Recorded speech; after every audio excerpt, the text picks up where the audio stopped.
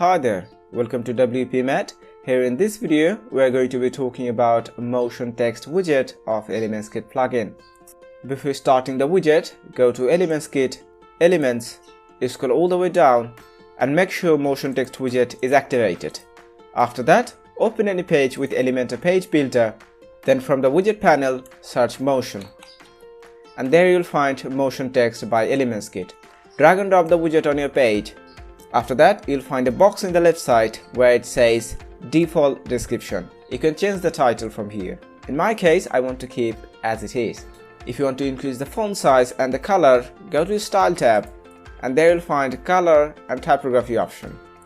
From the typography option, I want to increase the font size to 40 pixel and transform I want to make uppercase. Alright, I'm updating this one. Then if I go back to the content tab, and there I'll find tag option, link, alignment and enable animation. I want to use here H1 tag and I don't want to use any link right now. Now if I open the animation option, I'll find an animation box. From there I can choose any animation I want.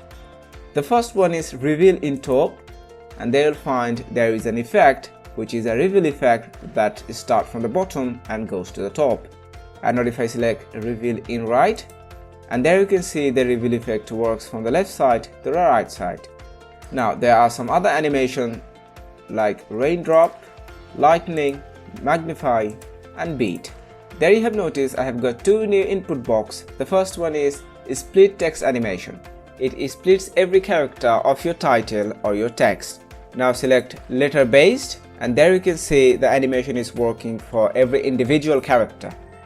After that you have animation duration by character in second and animation delay by character in second.